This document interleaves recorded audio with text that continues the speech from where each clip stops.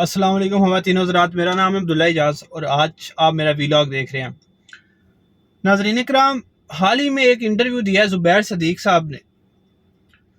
صادق صاحب، اس میں انہوں نے بہت بڑے بڑے انکشافات کیے اور انہوں نے ایسی باتیں بتائیں جس سے پاکستان کو بڑا سویر قسم کا نقصان پہنچا اکانومی کو۔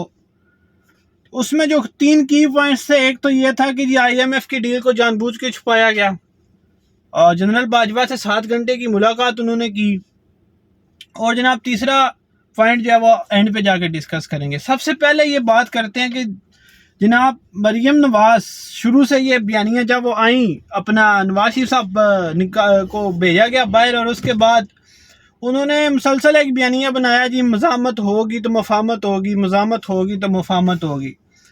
اب یہاں پہ قابل ذکر بات یہ کہ ان دنوں ایک اور بڑا ان کا بیان چل رہا تھا کہ مجھے ڈیل کرنے کی سیاست نہیں آتی، وہ راستہ مجھے بھی آتا ہے چننا، پر میں وہ راستہ چننا نہیں چاہتی، وہ راستہ بڑا آسان ہے۔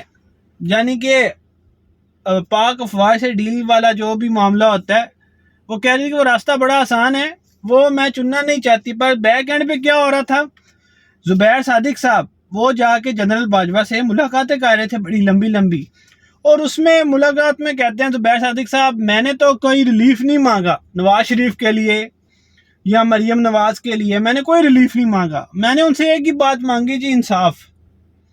اب یہاں پہ مجھے حیرانی اس بات پہ ہوئی کہ انصاف تو عدالتیں دیتی ہیں، کسی بھی ادارے کا سربراہ نہیں دیتا with due respect، کیونکہ انصاف کے لیے تو عدالتیں بنی ہوئی ہیں۔ تو زبیر صادق صاحب آپ انصاف مانگنے کے لیے ادھر کیوں جا رہے ہیں، اور 7 گھنٹے کے لیے آپ جا کے انصاف مانگ رہے ہیں، وہ بھی ایک ادارے کے سربراہ سے؟ اگر آپ 7 گھنٹے کسی عدالت میں جائیں اور وہاں پہ لگاتے کسی اچھے وکیل کے ساتھ لگاتے تو وہ زیادہ اچھی بات ہوتی۔ اور آپ کیا مطلب ثابت کرنا چاہتے ہیں؟ خود ایسے ہی باتیں کرتے ہیں اور پھر خود ایسی حرکتیں کرتے ہیں۔ اور آپ کو یہ بات بتا دوں، اس ملاقات کی جو DGI/SPR تھے اس وقت کے، انہوں نے خود تصدیق کی تھی۔ یہ ایسی بات نہیں ہے کہ ڈکی چھپی کہ جناب میں کوئی ہوا میں بات کر رہا ہوں، ایسا نہیں ہے، یہ بات تصدیق شدہ ہے۔ اس کے بعد جناب دوسری بات کہ یہ جو مفتیٰ اسماعیل صاحب تھے، ان کے دور میں IMF سے ڈیل ہو چکی تھی ستمبر کے اندر، لیکن جب اسحاق ڈار صاحب آئے اور انہوں نے اس بات کو غائب کر دیا، انہوں نے کہا ابھی نہیں بتانا بھائی، اب یہی بتاؤ کہ PTI والوں نے ملک کا بیڑا غرق کر دیا اور بہت مشکل ہو رہی ہے سنبھالتے ہوئے، بہت مشکل ہو رہی ہے بھائی، اکانومی ہماری مار گئے تھے یہ جو ہے وہ اپنا PTI والے۔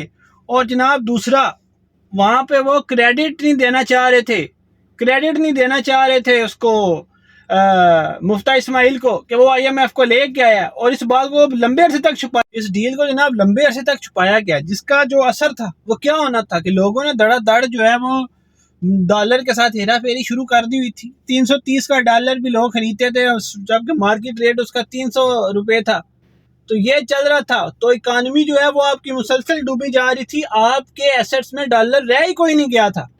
کس وجہ سے؟ صرف یہ اپنی سیاست بچا رہے تھے۔ اور جناب تیسرا پوائنٹ بڑا اہم ہے، پوائنٹ ہے کہ شہباز شریف صاحب نے فیصلہ کر لیا تھا، اور نواز شریف نے کہہ دیا تھا کہ جناب اب جو ہے ہم کیا کریں گے، الیکشنز میں جائیں گے۔ وہ تقریر تک تیار ہو چکی تھی 23 کو، لیکن 22 کو جناب عمران خان صاحب نے لانگ مارچ کی کال دے دی تھی۔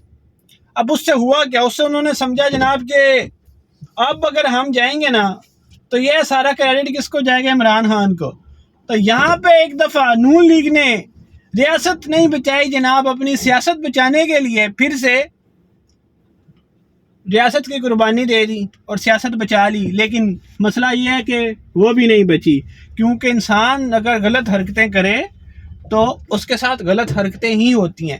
تو آپ سب سے گزارش ہے کہ میرا چینل سبسکرائب کر لیں ایسی مزیدار ویڈیوز دیکھنے کے لیے، اور لائک بھی کیا کریں یار، کیونکہ ڈس لائک بھی بڑے آتے ہیں ویڈیوز پہ، تو پھر جو ہے وہ مسئلہ ہو جاتا ہے، ویوز نہیں آتے یار۔ دعاؤں میں یاد رکھیے گا۔ اللہ حافظ۔